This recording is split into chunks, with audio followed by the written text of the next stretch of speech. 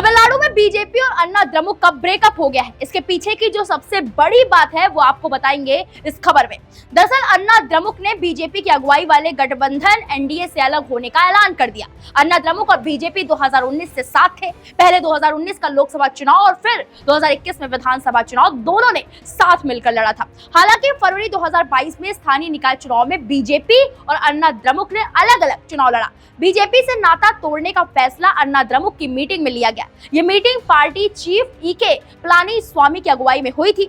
पूर्व मंत्री और अन्ना द्रमुक के सीनियर नेता केपी मनुसामी ने बताया कि मीटिंग में एनडीए से अलग होने का प्रस्ताव सर्वसम्मति से पास हुआ है। उन्होंने बताया कि 2024 का लोकसभा चुनाव अपनी जैसी सोच वाली पार्टियों के साथ मिलकर लड़ेगी। इस फैसले का अन्ना द्रमुक में स्वागत हो रहा है। अन्ना द्रमुक कार्यकर्ताओं ने पटाखे फोड़कर इस फैसले का स्वागत किया। वहीं पार्टी की ओर से एक्स पर #नादरी मेंडम वराथीरगाल लिखा गया है। इसका मतलब होता है कि थैंक यू, दोबारा मत आना। इस फैसले पर बीजेपी की ओर से अब तक कुछ साफ नहीं कहा गया है।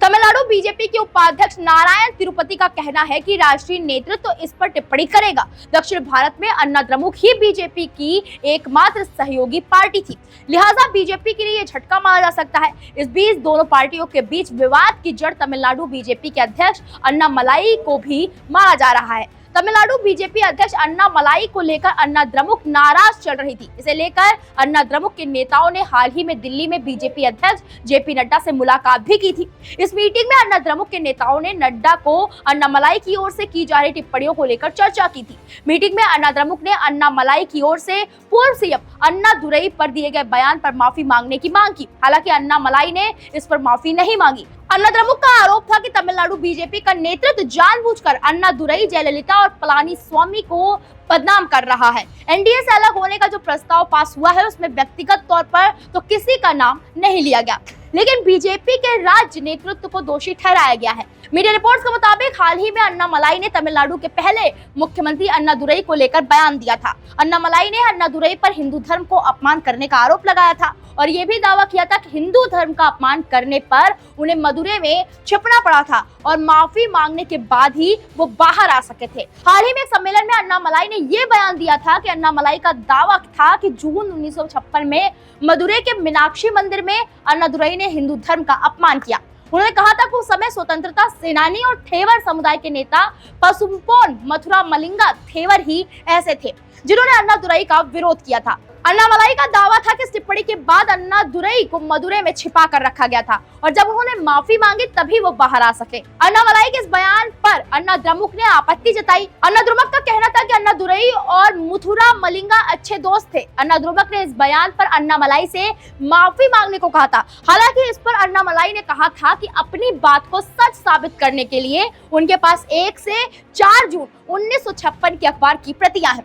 अन्नामलाई की ओर से दिए जा रहे बयानों पर अन्ना द्रमुक ने कड़ी आपत्ति जताई थी। 18 सितंबर को अन्ना द्रमुक ने ऐलान किया था कि ग्लोबल बीजेपी से पार्टी का गठबंधन नहीं है। अन्ना द्रमुक ने अन्नामलाई पर गठबंधन धर्म की हद पार करने का आरोप लगाया। 22 सितंबर को अन्ना द्रमुक के सीनियर नेताओं ने दिल्ली में बीजेपी नेताओं से मुलाकात की। बताया जा रहा है कि इस मीटिंग में अन्ना द्रमुक ने बीजेपी से अन्नामलाई के इस्तीफे की शर्त रखी। हालांकि बीजेपी ने इसे माना नहीं और सवाल ये है कि आखिर कौन है अन्नामलाई। अन्नामलाई का पूरा नाम अन्नामलाई कुप्पुस्वामी है। जुलाई 2021 में उन्हें तमिलनाडु बीजेपी का अध्यक्ष चुना गया था।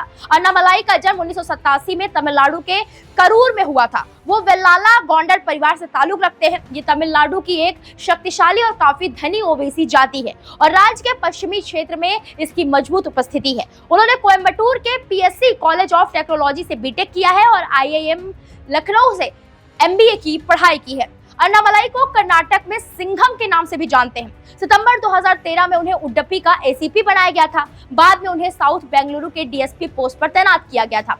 29 मई 2019 को अन्नामलाई ने पुलिस से इस्तीफा दे दिया। इस्तीफा देते समय उन्होंने कहा था कि पुलिस सेवा में मुझे जो करना था वो मैंने हासिल कर लिया, अब आगे का सफर तय करूंगा। 25 मई 2020 को अन्नामलाई बीजेपी में शामिल हो गए। 11 महीने बाद ही उन्हें तमिलनाडु बीजेपी का अध्यक्ष बना दिया गया। उन्होंने उसी साल अरवाकुरुची सीट से विधानसभा चुनाव भी लड़ा, लेकिन हार गए थे। सवाल ये भी कि अन्नामलाई को क्यों नहीं छोड़ रही है बीजेपी। दक्षिण भारत में बीजेपी मजबूत स्थिति में नहीं है। मोदी लहर के बावजूद 2014 और 2019 के लोकसभा चुनाव में बीजेपी बहुत कुछ खास नहीं कर पाई।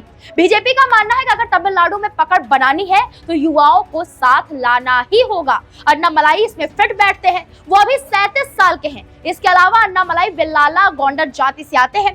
इस जाति का चुनाव में रणनीतिक महत्व बहुत ही ज्यादा है।